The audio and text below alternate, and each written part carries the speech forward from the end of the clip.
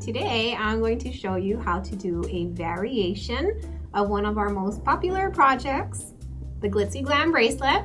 I'm going to show you how to do a double row version, now kind of like the necklace I'm wearing, where it's more like a cuff and it's wider and twice as glitzy. Okay, let's get started.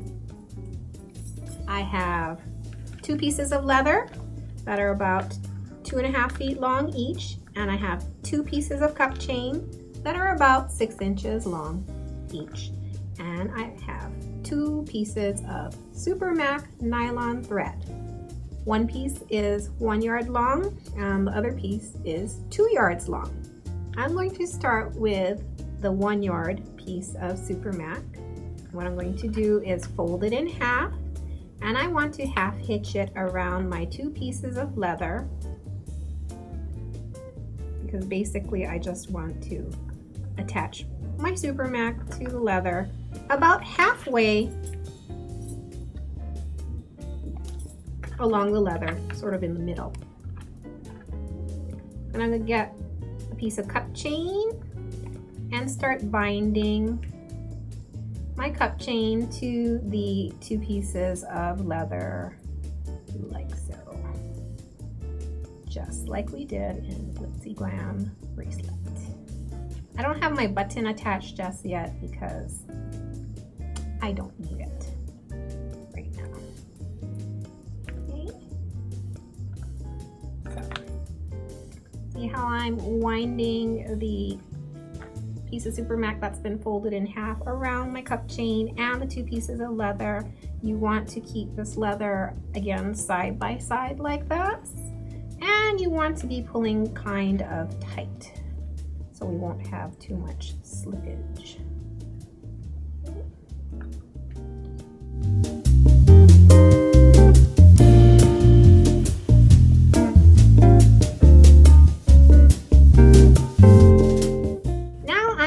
The end of my cup chain,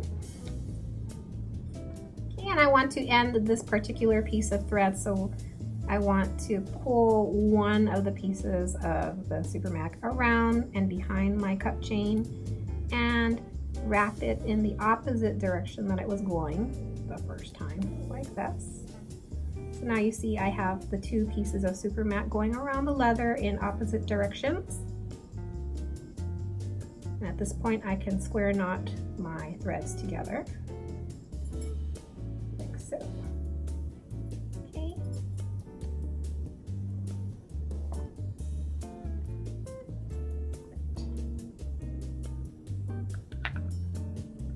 The next thing I'm going to do is center my button on my leather. You could have centered it before adding the first piece of cup chain. It's just that, you run the risk of it falling off as you're adding this portion here because there's nothing to keep it on.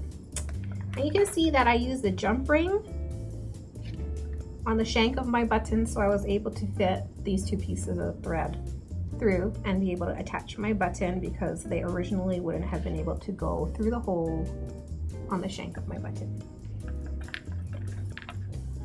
I want to kind of center it on there. You're going to leave a little bit of space because we're going to need a loop like this. And we're going to get our 2 yard piece of Super Mac folded in half. I'm going to half hitch it around my leather on the opposite side of the button like this.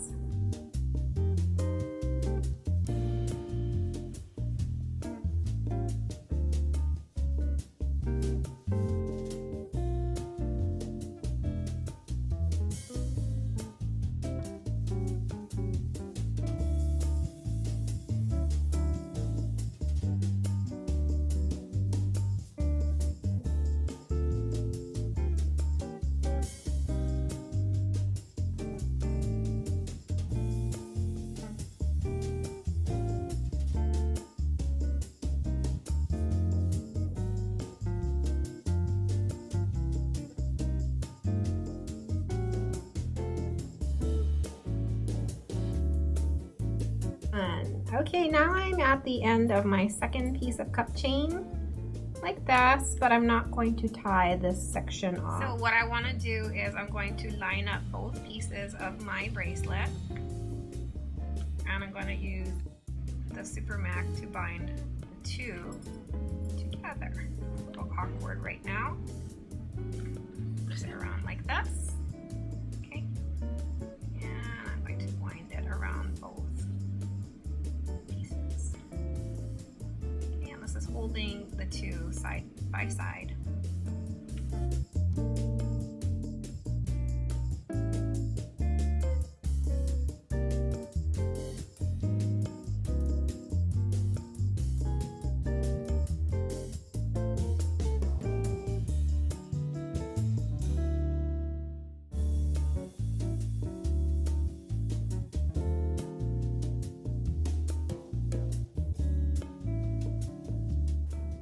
Okay, here I am at the beginning of my piece, and I want to end my thread. So again, I'm going to pull one of the strings behind the last two crystals like this, and I want to wind the thread around in the opposite direction it was going. So again, I have threads coming on either side of the leather, where now I can square knot them together.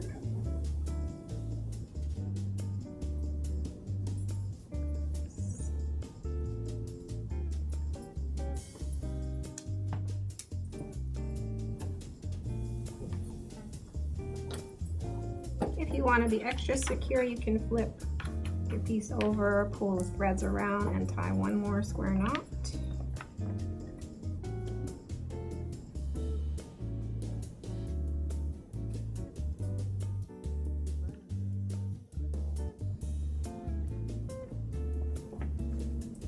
And I'm going to put some glue on my knot.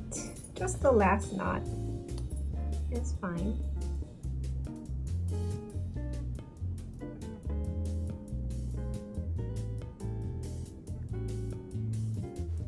Pull really tight. Make sure the glue gets soaked into the knot. While that dries, I'm going to finish off this end of the bracelet. I also put a little bit of glue on this knot here from the first piece of thread that we used. We're going to trim that down after that dries. Okay, while my knot here dries, I'm just going to make the button loop at this end of my bracelet, and I'm going to do that by making an overhand knot that I want to sit right up against the last crystal. You kind of push it down, and then you can pull all the slack out one at a time.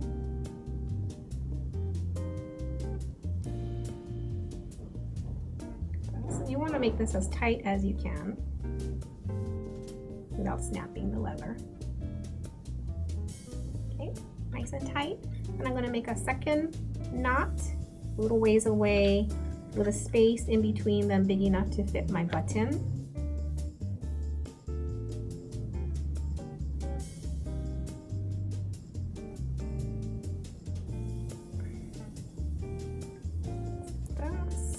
Adjust the spacing. Then I'm going to pull the slack out one at a time.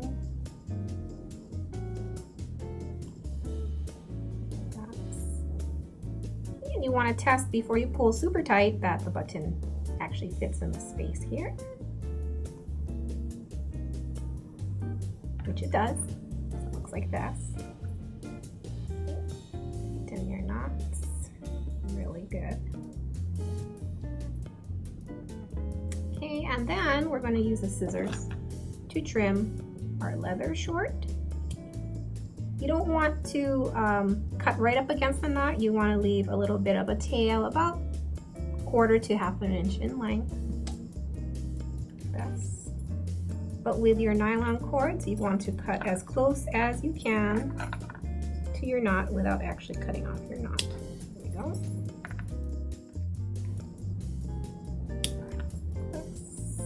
And one more time.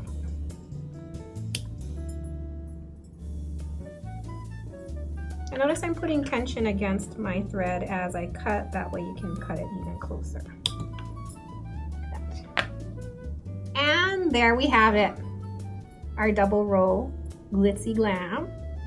That is twice as glitzy as the first one. Thanks for joining me today. Aloha.